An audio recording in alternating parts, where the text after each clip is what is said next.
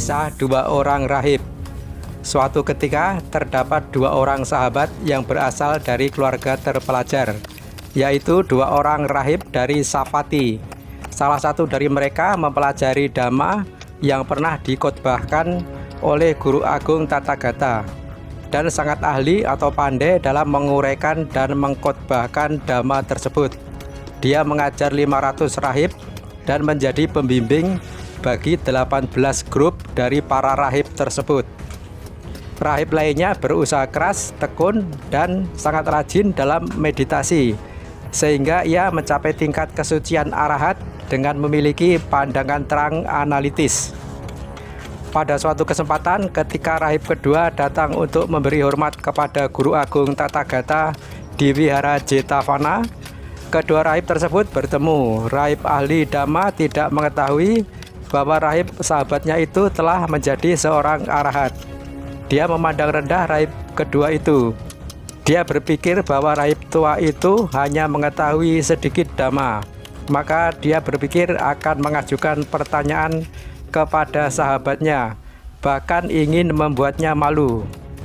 Guru Agung Tathagata mengetahui tentang maksud tidak baik itu.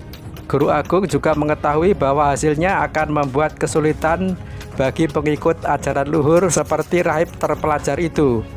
Dia akan terlahir kembali di alam kehidupan yang lebih rendah. Dengan dilandasi kasih sayang, Guru Agung Tathagata mengunjungi kedua rahib tersebut untuk mencegah sang rahib terpelajar bertanya kepada rahib sahabatnya.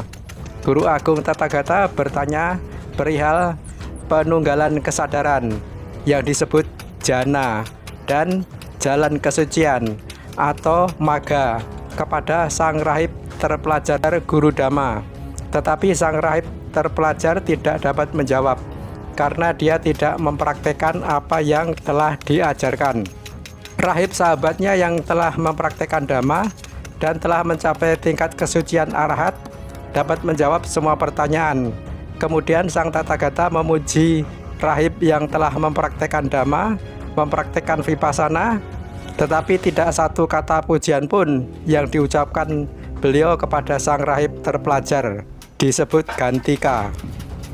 Murid-murid sang rahib terpelajar yang berada di tempat itu tidak mengerti mengapa Guru Agung Tathagata memuji rahib tua dan tidak memuji kepada guru yang telah mengajari mereka.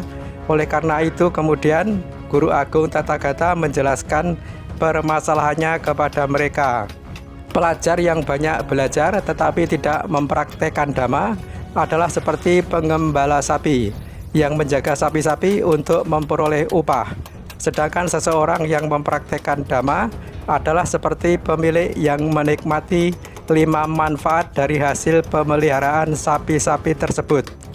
Jadi orang terpelajar hanya menikmati pelayanan yang diberikan oleh murid-muridnya, bukan manfaat dari jalan dan hasil kesucian, yaitu manfaat dari magga dan pala.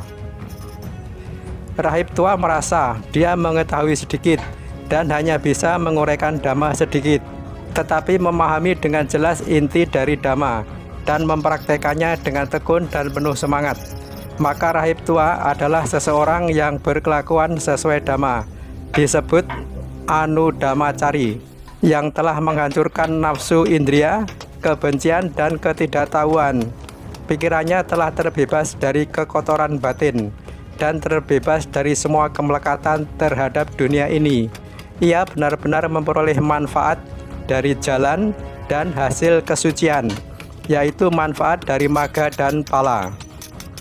Kemudian Guru Agung Tathagata membabarkan syair 19 dan 20 berikut ini. Biarpun seseorang banyak membaca kitab suci tetapi tidak berbuat sesuai ajaran, maka orang lengah itu sama seperti gembala sapi yang menghitung sapi milik orang lain. Ia tidak akan memperoleh manfaat kehidupan suci. Biarpun seseorang sedikit membaca kitab suci tetapi berbuat sesuai dengan ajaran, menyingkirkan nafsu indria, kebencian, dan ketidaktahuan, memiliki pengetahuan benar dan batin yang bebas dari nafsu, tidak melekat pada apapun, baik di sini maupun di sana, maka ia akan memperoleh manfaat kehidupan suci. Sedikit tambahan dari saya, akan lebih baik lagi jika pandai dalam menguraikan Dhamma karena banyak menguasai ajaran Dhamma, akan tetapi juga tekun dan bersemangat mempraktekkan Dhamma. Maka dengan demikian yang bersangkutan, sang rahib akan lebih cepat menjadi orang suci, akan lebih cepat merealisasi nibbana. Tetapi memang poin yang terpenting itu adalah tekun dan bersemangat dalam mempraktekkan Dhamma. Bukan hanya menguasai ajaran Dhamma saja, tapi harus dibarengi dengan tekun dan bersemangat mempraktekkan Dhamma. Learning by doing itu baik, akan tetapi akan lebih baik lagi atau akan lebih cepat lagi merealisasi nibbana jika learning by doing itu dilengkapi lagi dengan learning and doing. Learning and doing dilakukan secara bersamaan berganti-ganti antara learning dan doing, learning dan doing lagi secara terus-menerus. Demikian itulah kalau menurut saya sih. Dan demikian pula paparan tentang kisah dua orang rahib.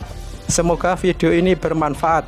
Kepada Anda yang sudah menonton video ini sampai selesai, saya mengucapkan banyak terima kasih. Sampai bertemu kembali di video yang lain di channel ini, di channel di YouTube. Semoga Anda sehat selalu, gemar berbuat kebajikan, bersemangat menjalani hidup damai, dan senantiasa berbahagia. Bye-bye.